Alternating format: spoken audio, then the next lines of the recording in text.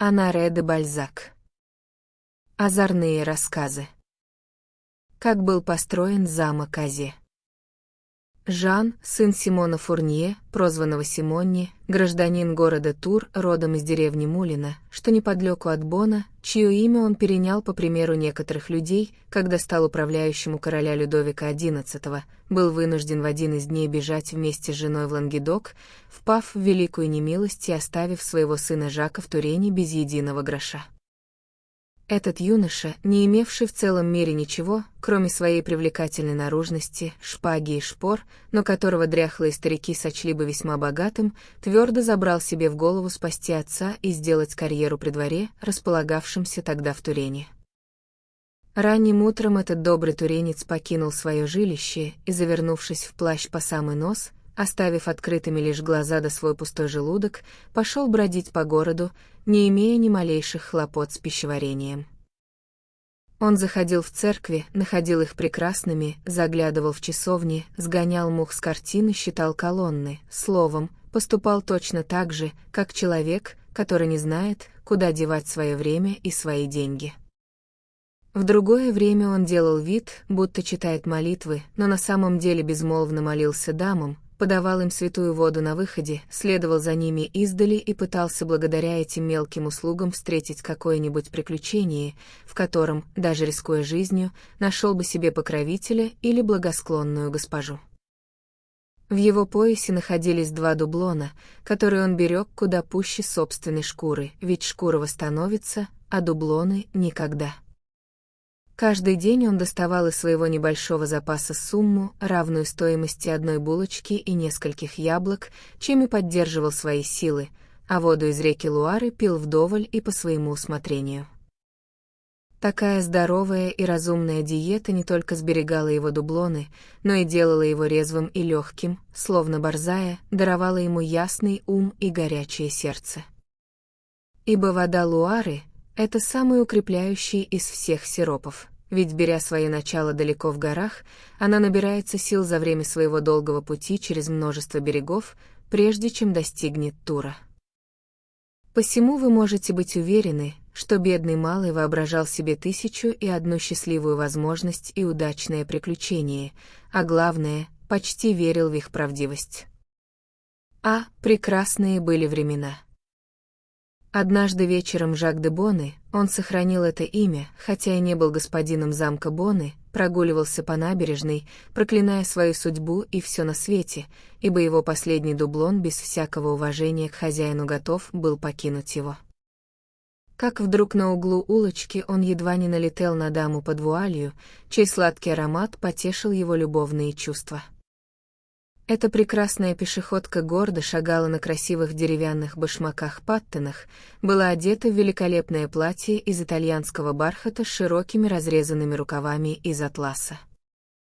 В знак ее огромного богатства сквозь вуаль на ее лбу сиял белый бриллиант приличного размера, подобно лучам заходящего солнца среди ее локонов, которые были так изящно уложены, приподняты и причесаны, что ее служанкам потребовалось на это не менее 3 часов. Она шла как дама, привыкшая передвигаться исключительно в паланкине. Один из ее пажей, хорошо вооруженный, следовал за ней. Она явно была чьей-то возлюбленной, принадлежащей знатному дворянину или придворной дамой, поскольку высоко подбирала платье от земли и изгибала спину, словно знатная женщина. Дама или куртизанка, но она понравилась Жаку де Бону, который, вовсе не думая воротить от нее нос, возымел безумную мысль привязать ее к себе на всю жизнь. С этой целью он решил проследовать за ней, дабы узнать, куда она его приведет, в рай или в преисподнюю, на виселицу или в обитель любви. Любая вещь казалась ему проблеском надежды в глубине его бедственного положения.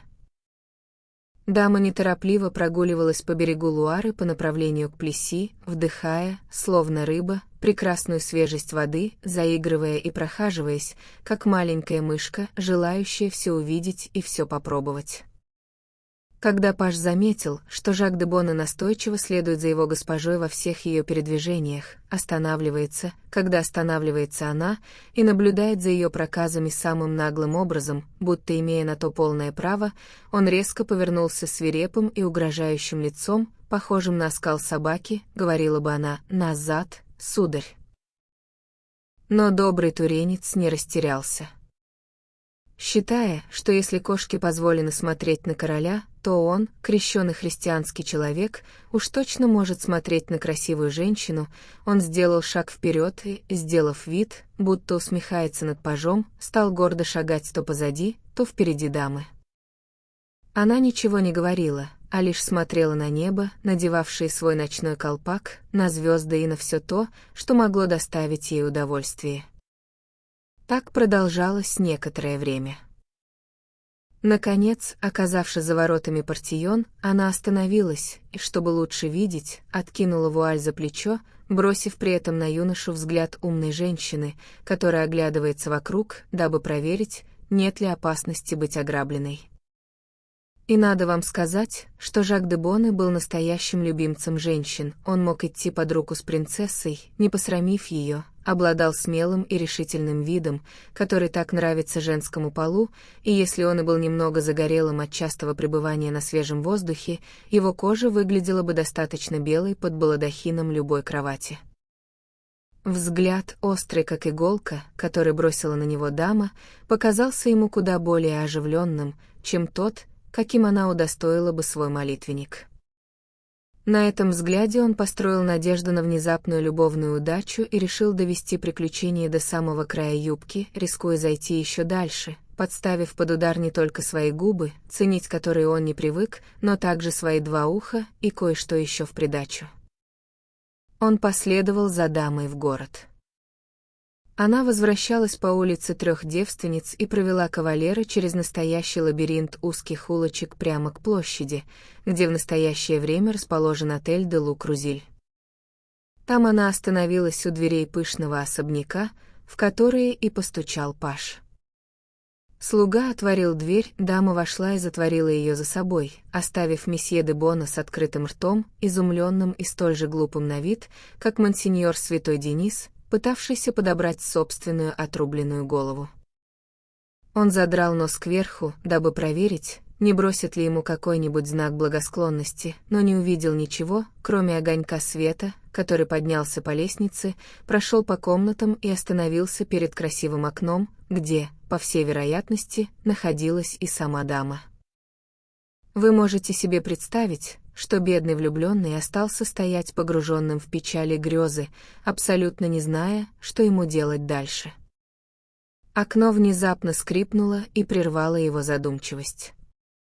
Вообразив, будто госпожа собирается его окликнуть, он снова поднял глаза кверху, и если бы не дружелюбный навес балкона, послуживший ему шлемом, он получил бы целую струю воды вместе с сосудом, ее содержавшим, поскольку в руках у человека, устроявшего этот потоп, осталась одна лишь ручка.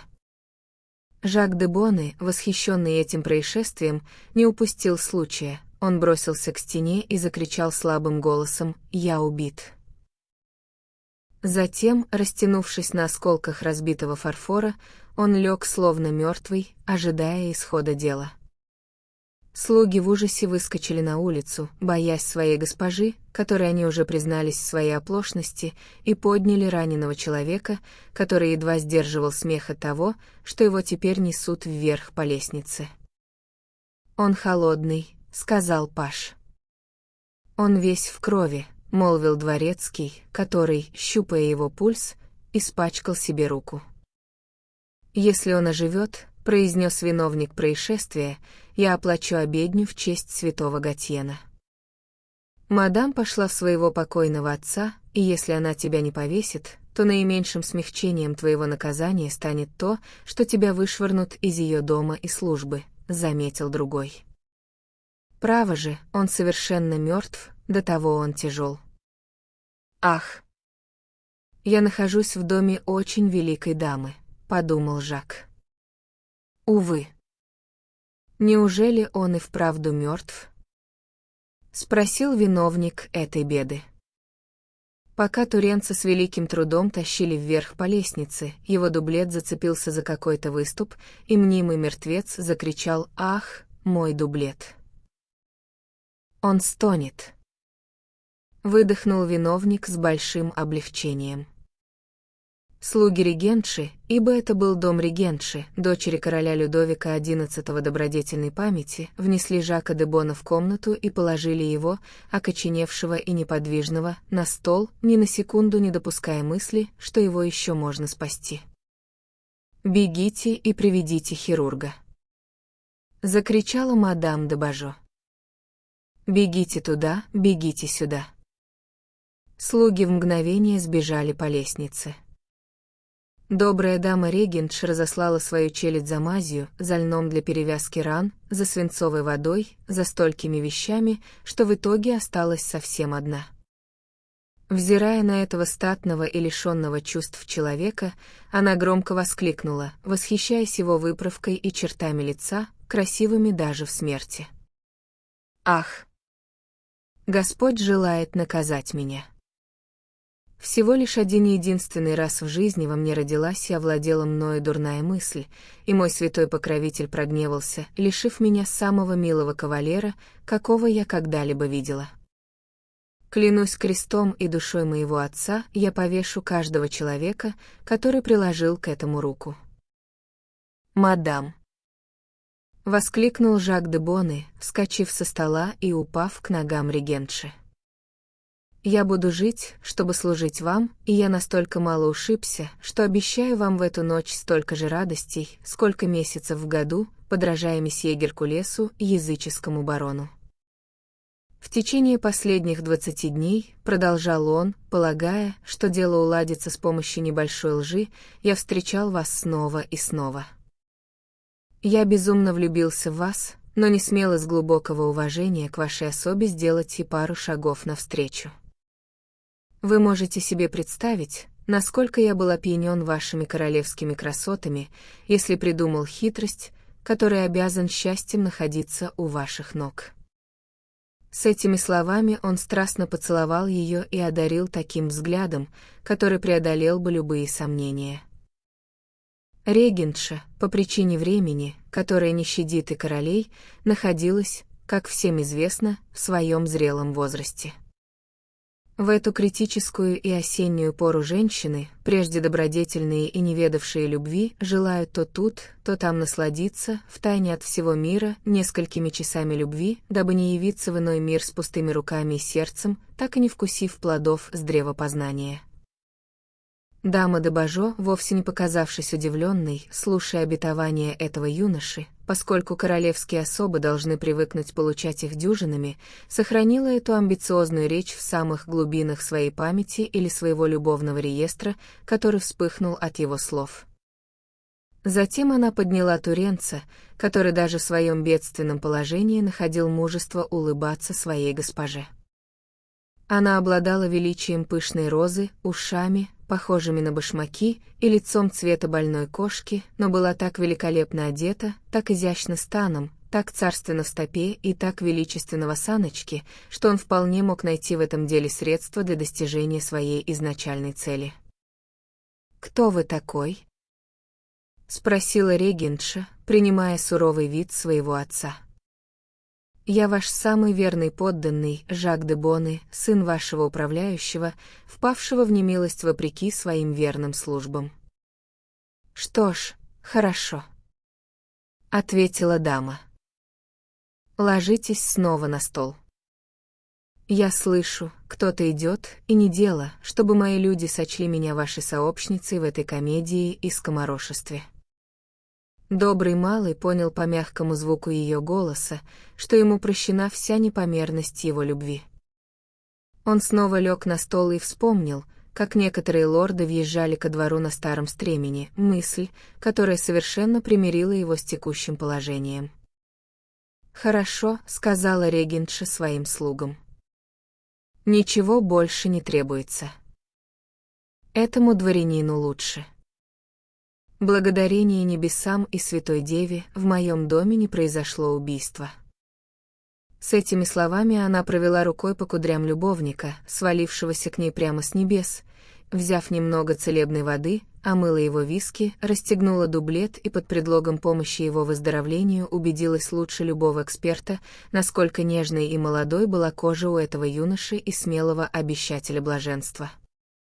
Все присутствующие, мужчины и женщины, были поражены, видя, как поступает регентша. Однако человеколюбие никогда не порочит лиц королевской крови.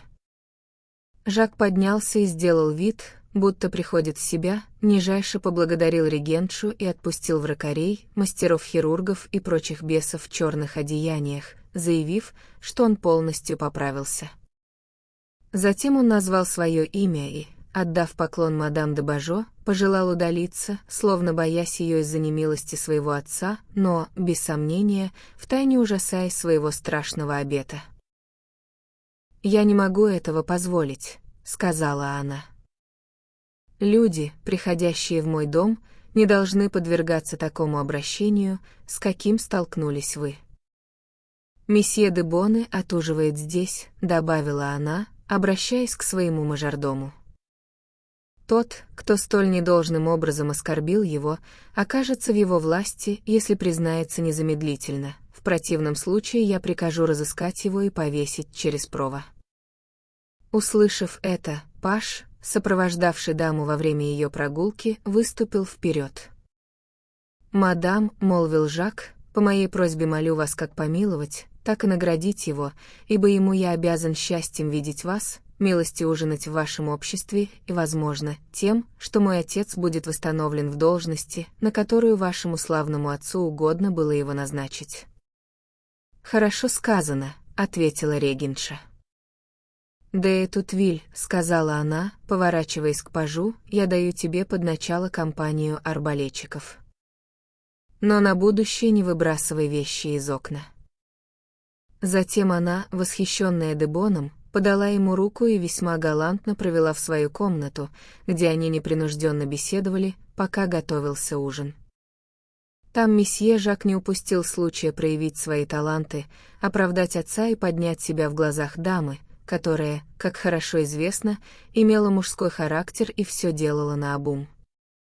Жак де Боне подумал про себя, что ему будет довольно трудно остаться на всю ночь с регентшей.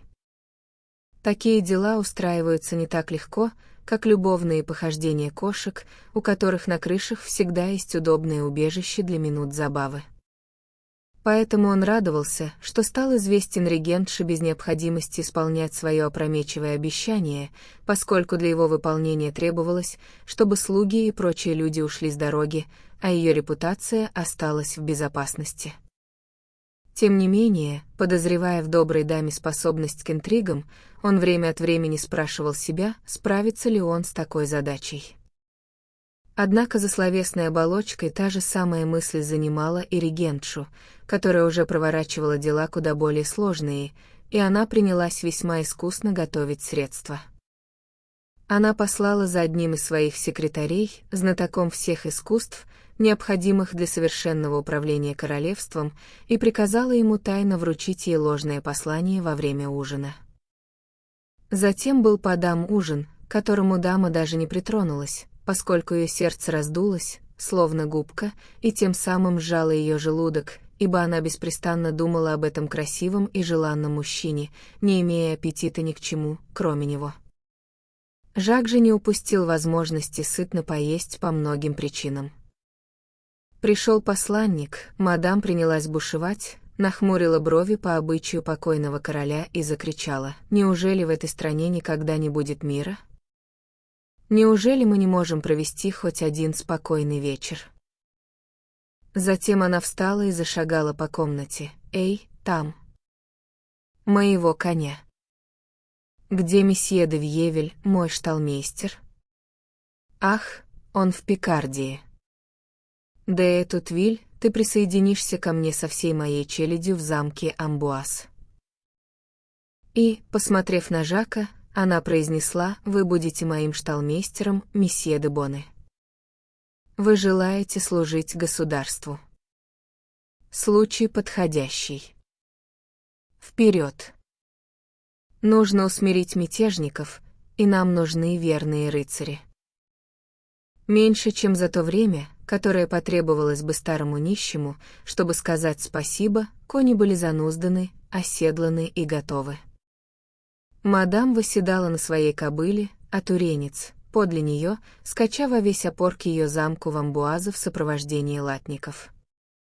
Говоря кратко и переходя к сути дела без лишних комментариев, де Боне был поселен не далее, чем в 20 ярдах от мадам, вдали от любопытных глаз. Придворные и челядь, весьма изумленные, бегали вокруг, расспрашивая, с какой стороны ожидать опасности, но наш герой, пойманный на слове, прекрасно знал, где ее найти. Добродетель регентши, широко известная в королевстве, спасала ее от подозрений, поскольку считалось, что она столь же неприступна, как замок Перрон. Во время вечернего колокола, когда все закрылось, и уши, и глаза, и в замке воцарилась тишина, мадам де Бажо отослала свою служанку и призвала своего шталмейстера. Шталмейстер явился. Затем дама и искатель приключений сели бок о бок на бархатную софу в тени высокого камина, и любопытствующая регентша нежным голосом спросила Жака: «Вы не ушиблись?» С моей стороны было очень дурно заставить рыцаря, раненого одним из моих слуг, проскакать 12 миль. Я так беспокоилась об этом, что не желала идти спать, не увидев вас. Вы страдаете. «Я страдаю от нетерпения», — ответил обещатель дюжины, посчитав, что не стоит казаться колебающимся. «Я прекрасно вижу», — продолжал он, «моя благородная и прекрасная госпожа, что ваш слуга нашел благоволение в ваших глазах». «Ну-ну», — ответила она. «А не соврали ли вы, когда сказали?» «Что именно?» — спросил он. «Да то, что вы следовали за мной 10 раз в церкви и в другие места, куда я ходила». «Разумеется», — сказал он. «Я поражена», — ответила регентша, что никогда до сегодняшнего дня не замечала благородного юношу, чья храбрость столь явно написана на его лице. «Я не стыжусь того, что вы слышали от меня, когда я считала вас мертвым. Вы мне приятны, вы мне нравитесь, и вы желаете успеть во всем». Затем, когда пробил час жуткой жертвы, Жак упал к ногам регентши, зацеловал ее ноги, ее руки и все на свете, как сказывают. И, целуя ее перед отходом ко сну, он множеством доводов доказал пожилой добродетели своей повелительницы, что дама, несущая на себе бремя государства, имеет полное право развлечься, теория, которая не была напрямую принята регентшей, решившей быть взятой силой, дабы переложить грех на своего любовника. Несмотря на это, вы можете быть уверены, что она щедро надушилась и изысканно нарядилась на ночь, сияя от желания объятий, ибо желание придало ей яркий румянец, сильно улучшивший цвет ее лица. И вопреки ее слабому сопротивлению, она, словно молодая девушка, была взята штурмом на своем королевском ложе, где добрая дама и ее молодой дюжинщик обняли друг друга. Затем от игры к ссоре, от ссоры к бунту, от бунта к беспутству, от нитки к иголке регентша заявила, что больше верит в непорочность Святой Марии, чем в обещанную дюжину. Однако же по случайности Жак де Боне не нашел эту великую даму столь уж старой между простынями, поскольку под светом ночных ламп все метаморфозируется. Многие женщины в 50 лет днем кажутся 20-летними в полночь, ровно как другие бывают 20-летними в полдень и 100-летними после вечерни. Жак, более счастливый от этого зрелища, чем от вида короля в день повешения, возобновил свое предприятие. Мадам, сама удивленная, пообещала всякое содействие со своей стороны. Поместье Азеле-Брюле с хорошими правами на него она обязалась пожаловать своему кавалеру, равно как и помилование его отца, если из этого состязания она выйдет побежденной. Тогда смышленый малый сказал себе: «Это, чтобы спасти моего отца от наказания. Это за фиот. Это за право аренды и продажи. Это залез Азе. Пункт за право рыбной ловли. Еще одно за острова на реке Эндр. Это залуга. Пожалуй, стоит вызволить из конфискации и нашу землю Лукард, так дорого купленную моим отцом. И еще разок за место при дворе. Дойдя без помех до этой точки, он посчитал задетым свое достоинство и вообразил, что, имея под собой Францию, речь идет о чести короны. Словом, ценой обета, который он дал своему покровителю, месье святому Жаку, построить ему часовню в Азе, он принес свою вассальную дань регентше 11 чистыми, точными, прозрачными и подлинными перефразами. Что касается эпилога этой неторопливой беседы, то туренец обладал великой самоуверенностью, желая отменно угостить регентшу, приберегши для нее после пробуждения приветствие честного человека, поскольку господину Азе надлежало отблагодарить свою повелительницу, что было весьма разумно с его стороны. Однако, когда природа истощена, она поступает подобно ретевому коню, ложится и скорее помрет под кнутом, чем сдвинется с места, пока ей не заблагорассудится подняться с новыми силами. Посему, когда утром владетель замка Азе пожелал поприветствовать дочь короля Людовика XI, он был вынужден, вопреки всей своей вежливости, совершить приветствие так, как совершаются королевские салюты, исключительно холостым патроном. Оттого регентша, поднявшись и завтракая Жаком, называть себя уже законным господином Азе, воспользовалась случаем этой недостаточности, чтобы возразить своему шталмейстеру и притворить, будто он не выиграл заклад и, следовательно, не заслужил поместья. «Клянусь святым паттерном. Я был достаточно близок», — молвил Жак. «Но, моя дорожная госпожа и благородная повелительница, ни вам, ни мне не подобает судить в этом деле. Дело это алладиальное, а потому должно быть вынесено на ваш совет, поскольку Фиот Азе удерживается от короны». «Дай Бог», — ответила регентша с наигранным смешком. «Я даю вам место месье де Вьевиля в моем доме. Не беспокойтесь о вашем отце. Я отдам вам Азе и назначу на королевскую должность, если вы сможете без ущерба для моей чести изложить это дело перед полным советом. Но если хоть одно слово упадет во вред моей репутации добродетельной женщины, я... «Пусть меня повесят», — перебил Жак, обращая все в шутку, поскольку на лице мадам де Бажо промелькнула тень гнева. И в самом деле, дочь короля Людовика думала о своем королевском достоинстве куда больше, чем о плутовской дюжине, которую она ни во что не ставила. Полагая, что получила свою ночную забаву, не разжимая кошелька, она предпочла мудрёный рассказ о его притязаниях другой дюжине, предложенной туренцем. «В таком случае, моя дама», — ответил ее добрый спутник, — «я непременно буду вашим шталмейстером». Капитаны, секретари и прочие лица, занимавшие должности при регентстве, изумленные внезапным отъездом мадам де Бажо, узнали причину ее беспокойства и поспешно прибыли в замок Амбуаз, дабы выведать, откуда исходит мятеж, и были готовы провести заседание совета, как только ее величество поднимется с постели. Она созвала их вместе, дабы ее не заподозрили в обмане, и предложила им для рассмотрения кое-какую выдумку, которую они обсудили самым мудрым образом. В завершение заседания явился новый шталмейстер, дабы сопроводить свою госпожу. Видя, что советники поднимаются со своих мест, смелый туренец попросил их рассудить правовой вопрос, касавшийся как его самого, так и имущества короны. «Выслушайте его», — молвила регентша. «Он говорит правду». Тогда Жак де Боне, ничуть не робея перед лицом этого августейшего суда, произнес следующие слова или около того.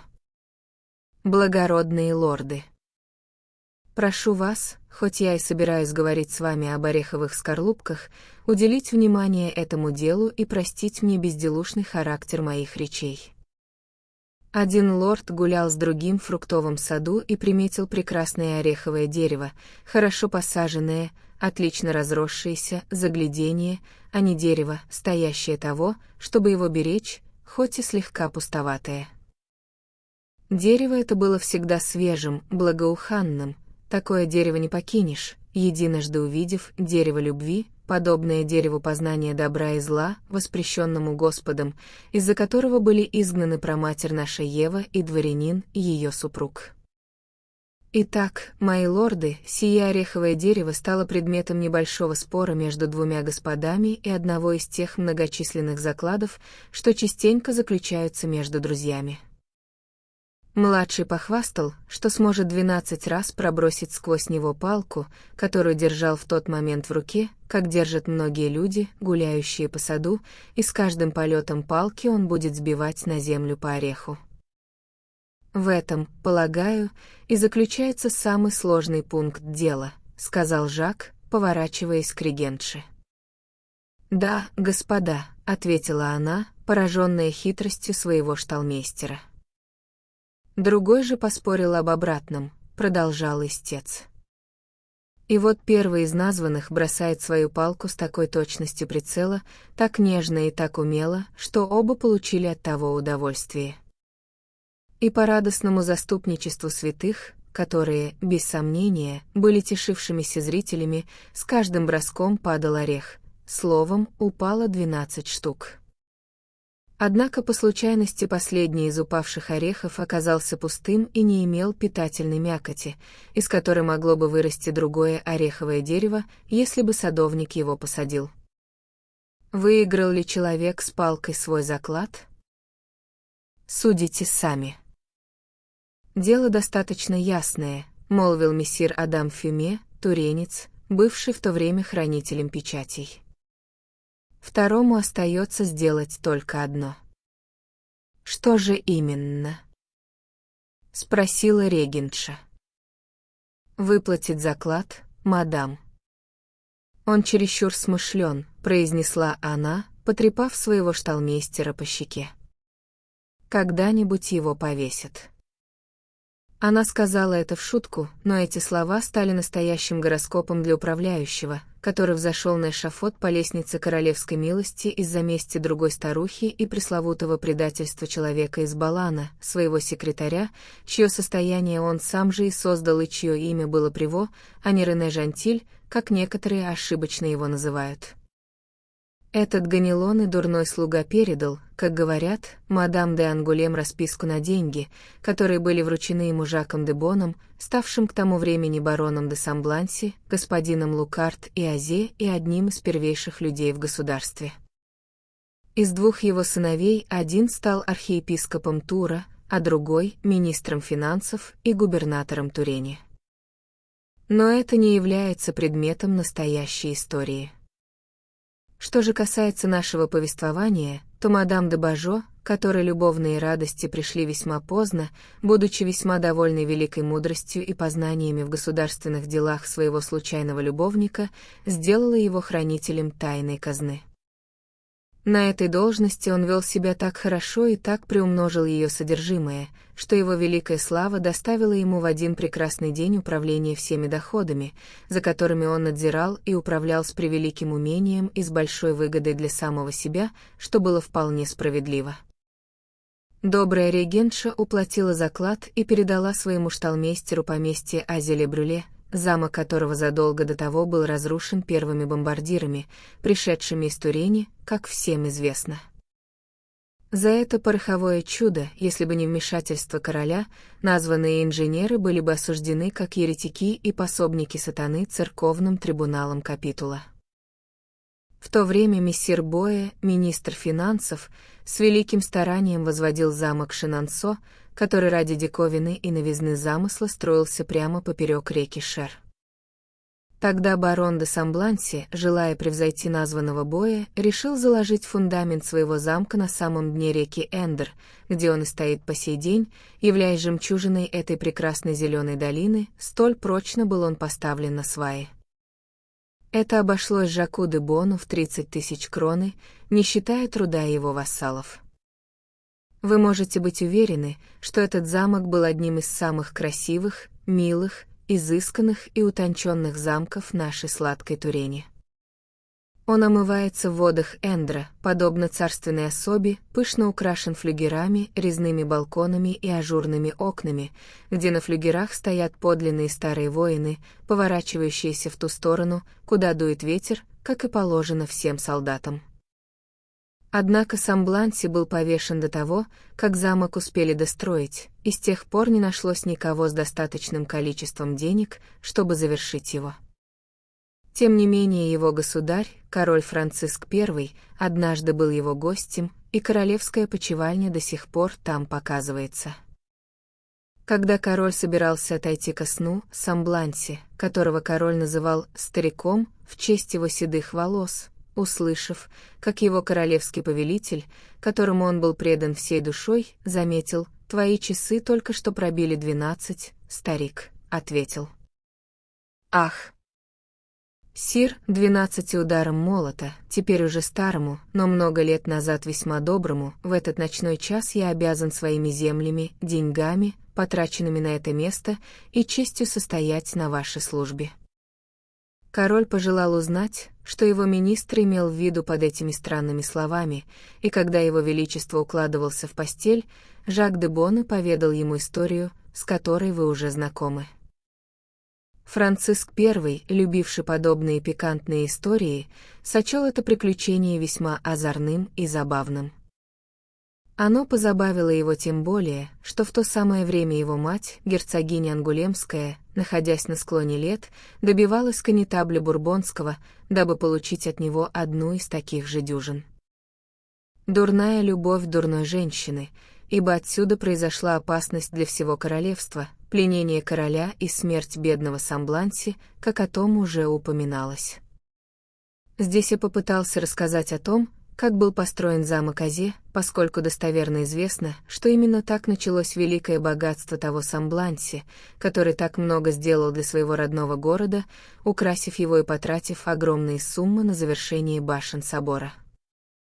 Это счастливое приключение передавалось от отца к сыну и от лорда к лорду в названном местечке Азе-ле-Ридо, где эта история до сих пор оживает под королевскими пологами, которые с большим уважением сохранились до наших дней. Посему глупейшей из глупостей является приписывание дюжины туренца немецкому рыцарю, который якобы этим деянием приобрел австрийские владения для дома Габсбургов. Автор наших дней, извлекший эту историю на свет, хоть и был человеком-ученым, позволил себе быть обманутым некоторыми хронистами, поскольку в архивах Римской империи нет ни малейшего упоминания о приобретении такого рода. Я досадую на него за то, что он поверил, будто брюки, взращенные на пиве, могли сравнить свои силы с алхимическими действиями шинонских гульфиков, столь высоко ценимых Рабле. И я, ради пользы страны, славы Азе, совести замка и известности дома де Боны, из которого произошли де Соф и де Нуармути, восстановил факты во всей их подлинной, исторической и восхитительной красоте. И если какие-нибудь дамы нанесут визит в этот замок, они все еще смогут найти дюжины в его окрестностях, но получить их теперь можно только в розницу.